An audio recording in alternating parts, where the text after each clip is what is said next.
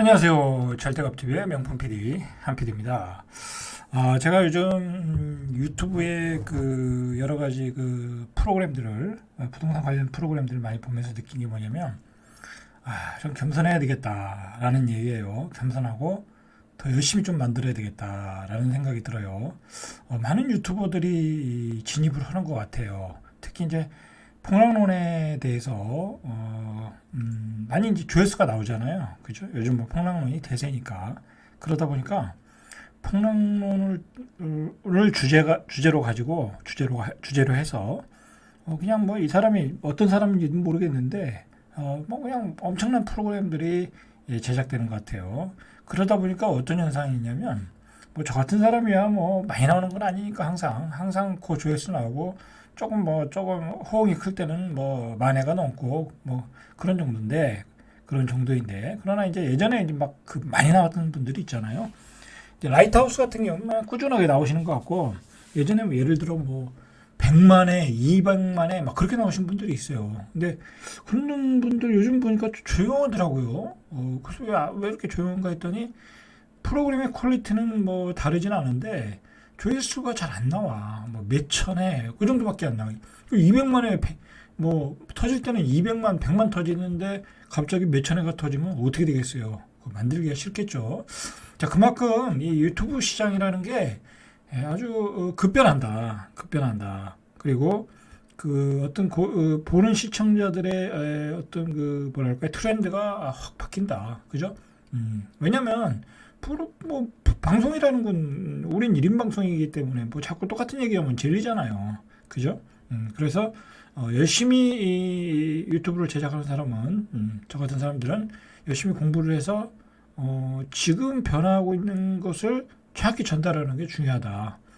과도하게 폭망론을 가지고 뭐 구독이나 뭐 시청률을 올리는 것보다는 냉정하게 그리고 과도하게 오른 부분에 대해서는 뭐 이야기해야 되고 그리고 냉정하게 시장을 보고 전달을 해야 되는구나 뭐 그런 생각이 들었어요. 자, 일단 그런 얘기를 먼저 하고요. 자, 이건 오늘 뭐 제가 여기다가 PPT는 안 띄웠는데 내일 한번 이야기를 다뤄보려고 그러는데 지금 금융위원장이 뭐라고 얘기를 했냐면 오늘 그 PF 시장에 조금 문제가 있다. 조금 지금까지는 막 연장해주고 지원까지는 안 한 것 같고 연장을 해준 거죠, 그죠? 연장을 해줬는데 그 사업장을 대출 연장을 해줬는데 그 사업장이 진전이 없는 거야. 뭐 사업이 진행되거나 돼서 뭐 분양이 되거나 그죠? 그 매수자가 나타나거나 그래야 되는데 연장만 해줬는데 연체율만 늘더라는 거야. 그죠? 그게 대략 계산할 때 130조인가 그랬잖아요. 그죠? 이게 뭐 핵폭탄이지. 자, 그러니까 이건 뭐 연장해줘도 될 일이 아니구나. 금감위원장 우리 경제팀이 그렇게 파악을 한 것 같아요. 그래서 안 되는 건 정리해야 되겠다. 그런 얘기를 하는 거예요.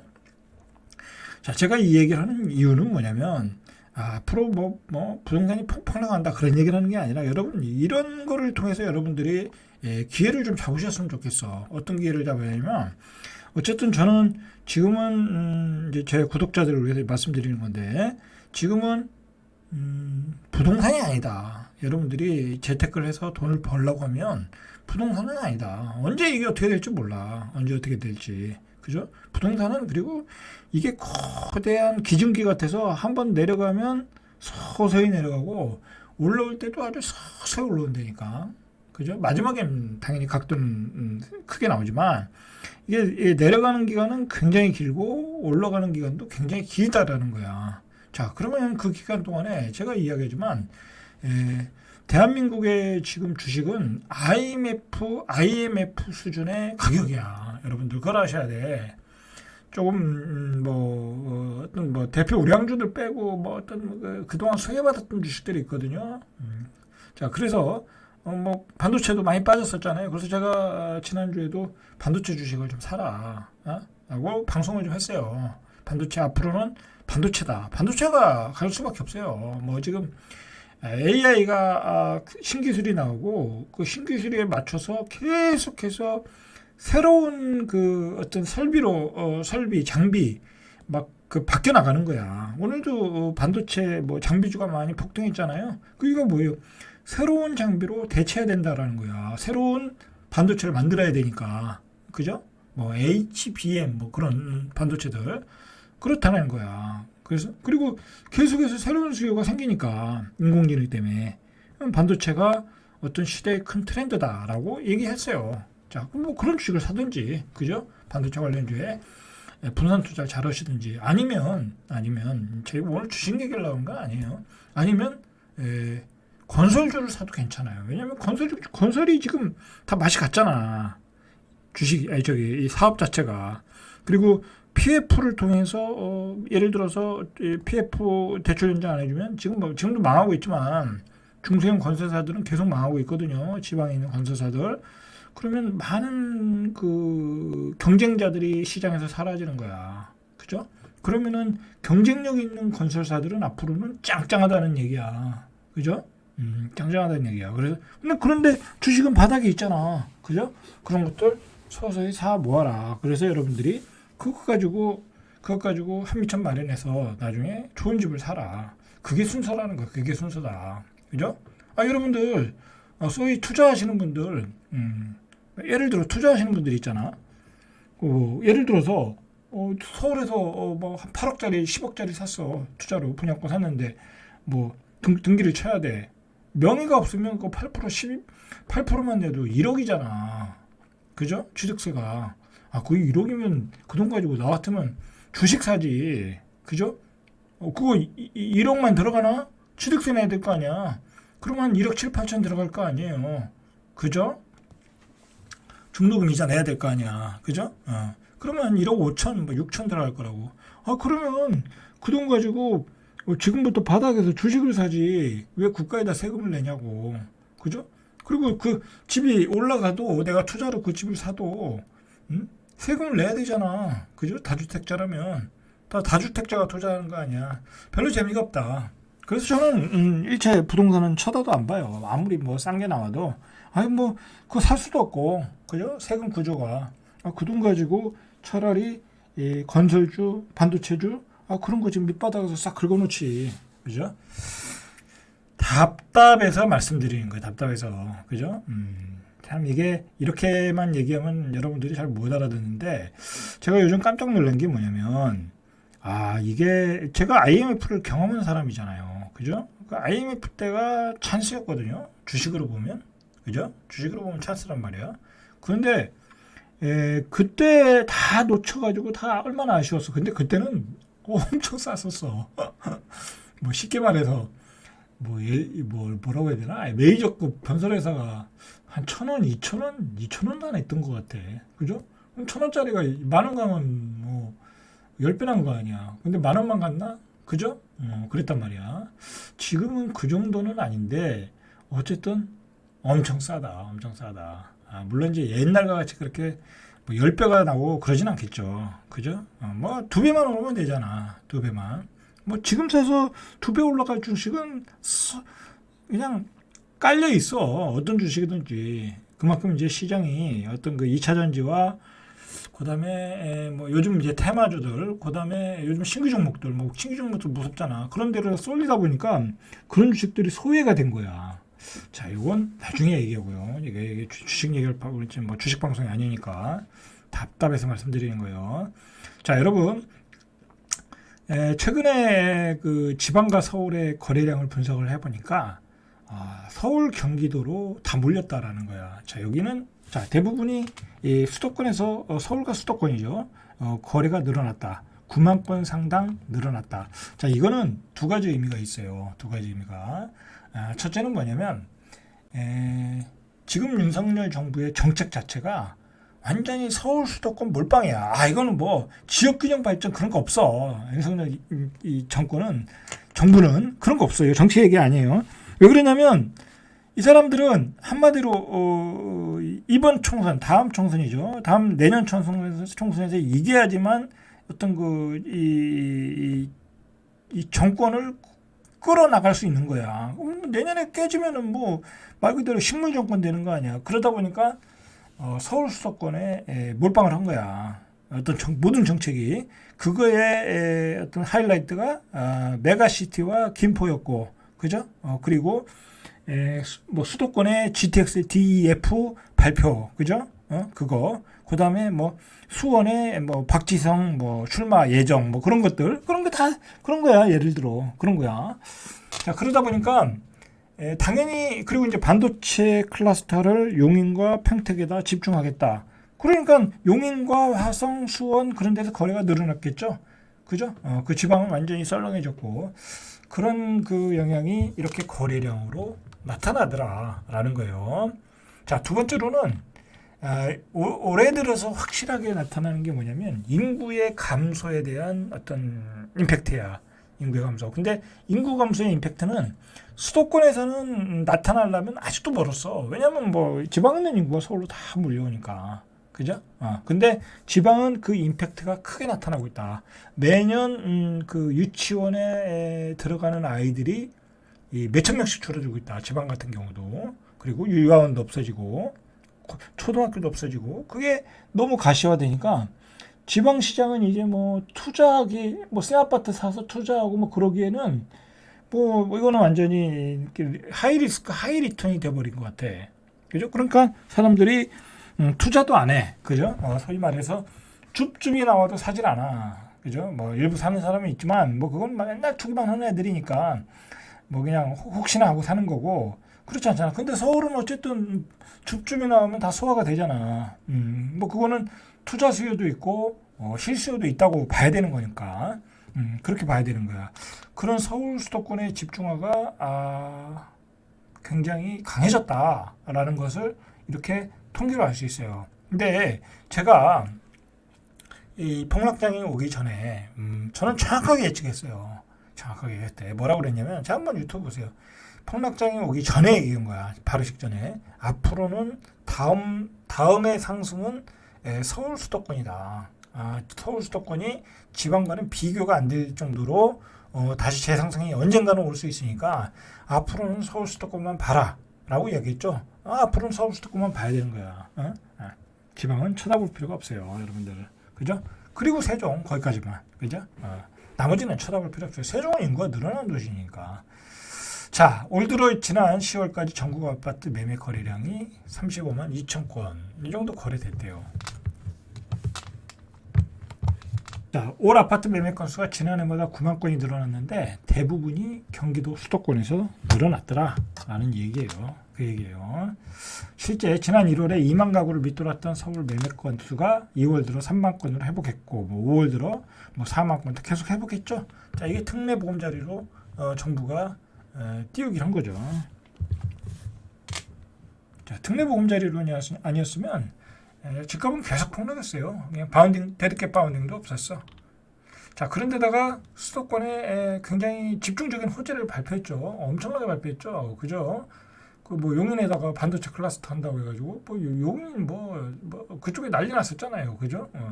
거래가 막 잘 되고 막 그랬잖아요. 그죠? 자, 그랬었다 이거예요. 자, 그래서 호재를 남발했다.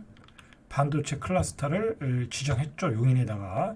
그래서 수원 지역 매매량 같은 경우에 지난해보다 5,143건이 늘어난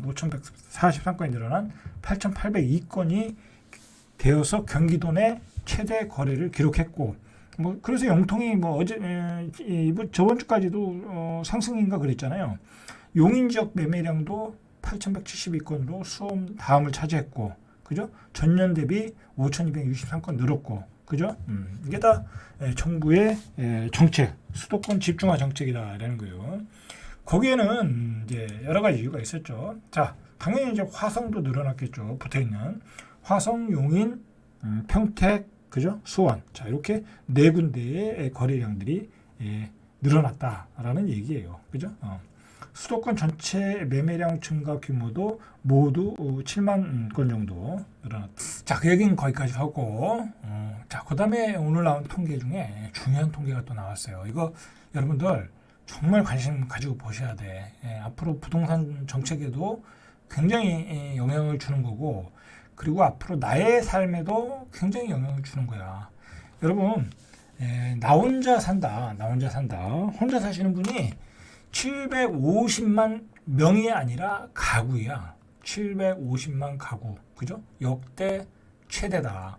자, 그런데 750만 가구 중에 70%는 주택을 소유하지 않고 있다라는 거야. 그죠? 그러면 앞으로 1인 가구가 집을 많이 소유하겠네. 그렇게 생각하면 안 된다라는 거야. 1인 가구는 잘 사는 분도 있겠지만 대부분이 평균 이하라고 보시면 돼. 왜 그러냐면 나이 드신 분들이 많잖아. 그죠? 그리고 홀로 사시는 분들이 있잖아. 뭐 경제적으로 어려워서 뭐 가족과 다 연 끊고 그런 분도 있고. 그리고 젊은이들이 많잖아. 젊은이들이 무슨 경제적인 능력이 뭐가 있겠어요. 그죠? 이 능력 있으면 시집 가고 장가 가고 집 사고 그러겠지. 그죠? 그렇기 때문에 1인 가구가 늘어난다는 것은 굉장히 우리 경제적으로 보면 굉장히 안 좋은 거야. 왜냐면 1인 가구가 되면 이 사람들이 소비를 하겠어요? 1인 가구인데 뭐 음식도 대충 먹지. 아이 뭐 나가서 외식도 못 하잖아. 혼자 어떻게 가서 밥 먹냐고. 그죠? 그것도 쉽지 않아. 그러니까 1인 가구가 많아진다는 것은 우리 경제에 굉장히 아킬레스건이 되는 거야. 자, 그런 관점에서 1인 가구의 통계가 나올 때 여러분들이 이게 얼마나 급속도로 증가하고 있나 보셔야 돼. 그러니까 국토부 장관이 1인 가구의 급격한 증가에 맞춰서 어떤 주거를 주택을 공급해야 되는데 1인 가구에 맞는 자, 그러면 공급이 안 되고 있다. 그래서 규제를 완화해야 된다라는 얘기를 한 거잖아. 그죠? 그 얘기는 아주 시기적절한 얘기죠. 자, 전체 가구 중 1인 가구가 차지하는 비중이 그리고 연령별로는 29세 이하가 가장 많다. 뭐 역시 이제 젊은 친구들이 많고 그리고 수도권에 거주했다. 한 반 정도가 1인 가구 70% 가까이는 무주택 가구였고 그리고 그 중에 절반 이상은 40제곱미터.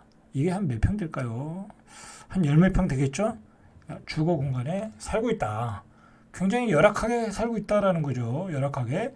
29세 이하의 젊은이들이 수도권에 40제곱 이하의 주택에서 살고 있다라는 거예요. 자, 얼마나 폭발적인 증가세가 일어나는지 보세요. 통계청이 발표한 2023년 통계를 보니까 1인 가구에 따르면 지난해 1인 가구는 750만 2천 가구, 전체 가구의 34.5%로 했다는 것이 34.5%. 지난해니까 34.5% 전체 10명 중에 3.5명이 1인 가구야. 그죠? 자, 1인 가구는 2015년에 520만 가구 정도. 27%죠, 전체에. 그리고 2019년도에 30%, 614만 가구. 와, 그러니까 이게 급속도로 증가하는 거야. 급속도로. 그죠? 이게 뭐예요? 결혼을 안 하니까 젊은이들이 결혼 안 하니까 1인 가구 이렇게 증가를 하는 거지. 그죠? 2021년도에 34.4%. 그죠?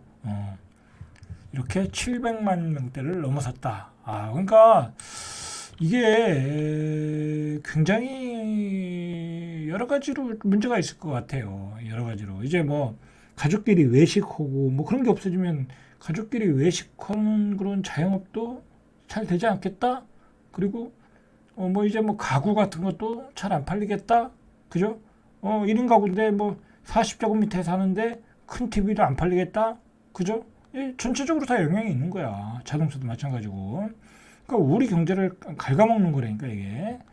뭐 이렇게 만든 건 누구 때문에 만들었어요? 뭐 정부가 다 이렇게 만든 거지 사실은. 그죠? 집값이 폭등하니까 젊은이들이 결혼할 생각을 안 하잖아요. 그죠? 안 하죠. 그죠? 왜 집값을 제가 얘기했지만 계속 얘기했지만 이게 이래서는 안 되겠다. 인구 증가도 시켜야 되겠고 그다음에 애들 결혼도 이게 적극적으로 하도록 사회를 개혁해야 되겠다. 그렇게 마음을 먹으려고 하면 집을 공급하면 되거든요. 싸게. 대한민국에 제가 그랬잖아요. 서울 근처에 그 좋은 땅들이 많거든요. 그거 공시지가 플러스 해가지고 얼마 주고 땅 저렴하게 수용해서 그죠? 정부가 지어서 싸게 아파트 공급하면 젊은이들한테 공급하면 젊은이들이 왜 결혼 안 하겠어요? 그죠? 근데 그렇게 안 하는 이유가 뭐예요? 자기들 자산이 떨어질까봐 그러는 거 아니야. 그죠? 자기들 자산 가치가 다 떨어질까봐 강남의 집값이 떨어질까봐. 그죠? 그러니까 주택 공급을 파격적으로 안 하는 거야. 자, 이렇게 하면 대한민국이 무너지는 거예요. 이렇게. 자, 1인 가구 비중이 2인 가구가 626만 명, 28%. 그러니까 1인 가구가 제일 많고 그다음에 2인 가구, 그죠? 요즘 결혼해도 10명 중에 반 정도, 한 46%는 아이를 안 낳아요. 아이를 안 낳아. 자, 3인 가구가 418만 5천 가구, 19%. 4인 가구가 328만 6천 가구, 17.6%. 그죠? 4인 가구가 전체의 17.6%. 이 정도 된다. 자, 1인 가구 연령대를 보니까 29세 이하가 19.2%로 가장 많고, 그 다음에 많은 게 70세 이상, 뭐 이제 뭐 사별하고 혼자 사시거나, 뭐 그냥 어떻게 혼자 되신 분들 있잖아요. 그게 18.6%. 그 외 30대도, 30대도 많죠. 17.3%. 결혼을 안 하고 있다는 얘기야. 이 사람들이 결혼해야 되는데, 이것도 문제가 있죠. 자, 40대, 50대는 적어요. 대신 또 60대부터 많아지죠. 16.7%. 그죠? 성별로 보니까 남자가 30대가 22%, 29세 이하가 19.5%, 여자는 70대가 제일 많네요. 27.9%. 남자가 일찍 죽는 거야. 19세 이하가 18.9%. 자, 이렇게 비중이 높았다라는 얘기예요. 자, 근데 어느 지역의 1인 가구 비중이 가장 높을까요? 저는 서울이라고 봤는데 이 비중만 놓고 볼 때는 대전이 높다라는 거. 대전이 1인 가구 비중이 38.5. 이게 왜 그런지 모르겠어요. 외지에서 들어와 여기에서 취직해서 직장을 다니는 사람들이 많다. 뭐 그 정도로 생각을 하면 될 것 같아요. 여기 이제 뭐 연구소라든지 대학교가 많으니까 뭐 그거 외에는 뭐 설명할 게 없어요. 서울은 38.2%, 서울과 대전 별 차이 없죠. 강원도가 37.2%, 강원도도 높네요. 이게 노인들이 많아서 그런가 봐요. 충청북도도 그렇고 경상북도도 많고, 그죠? 이 정도다. 자, 1인 가구 10가구 중 4가구, 42%는 서울과 경기도에 거주한다. 1인 가구의 22.8%는 경기도, 20.8%는 서울, 그죠? 서울과 경기도에 집중되어 있다. 그 다음에 뭐 당연히 인구가 많은 부산, 경남, 경북 순으로 1인 가구가 많다라는 얘기예요. 자, 지난해 주택을 가진 1인 가구가 30%. 그러니까 10사람 중에 3사람만 집을 가지고 있는 거야. 뭐 노인분들은 다 집을 가지고 있을 거 아니에요. 그죠? 가지신 분이 있을 거 아니에요. 그 정도. 그러니까 생각보다 많지는 않다. 50%도 안 된다는 거. 이게 50% 정도 돼야 되거든. 근데 그것만도 안 된다. 그것도 안 된다. 1인 가구의 70%는 무주택자이고, 자, 1인 가구의 주택 소유율은 조금씩 높아지고 있어요. 높아지고는 있어요. 자, 1인 가구가 어디에 많이 살까요? 이것도 좀 의외더라고요. 단독주택에 많이 산다는 거야. 그러니까 노인들이 많이 살아서 그런가요? 요즘은 단독주택 잘 안 살 것 같은데. 자, 그 다음은 당연히 아파트. 자, 그 다음은 연립 다세대. 이렇게 살고 있다는 거예요. 자, 그리고 1인 가구의 평균 주거 면적은 뭐 44.4, 뭐 이 정도. 뭐 한 4-5평 정도. 그죠? 자, 전체 가구 평균 주거 면적이 68제곱미터니까 그것만도 못하겠죠. 당연히. 자, 1인 가구들의 주거 지원 그 대출금을 보니까 전세자금 대출 지원이 30.8%. 그러니까 뭐 경제적으로 열악하다라는 거예요. 이외에 월세 보조금 19%, 주택 구입 자금 대출 17%, 뭐 이런 식으로 지원을 받고 있다라는 얘기예요. 자, 이게 또 문제야. 1인 가구의 34.5%가 기초생활보장 가구라는 거야. 1인 가구의 34.5%가 자, 보세요. 국민기초생활보장 수급을 받는 가구가 있는데, 가구 국민기초 생활보장 가구의 72%가 1인 가구다라는 거니까, 그러니까 이제 최저 생계비를 받는 거죠. 그 중에 72%가 1인 가구. 뭐 어떻게 보면 당연한 얘기죠. 누군가가 가족들이 지원하지 못하니까 국가가 보장을 해주는 거잖아요. 이제 그게 72%다. 자, 여러분, 오늘 그 얘기가 나왔는데 무슨 우리나라 복지 계획에 대해서 발표를 했는데 그 내일 한번 이야기해 보려고 그러는데, 2028년도에 우리가 그 노인들 그 최저 생활 비용이라고 해야 되나요? 그걸 지원해 주잖아요. 그게 10만 원부터 시작해서 지금 뭐 얼마더라? 30만 원인가? 근데 그걸 40만 원까지 해준다는 거야.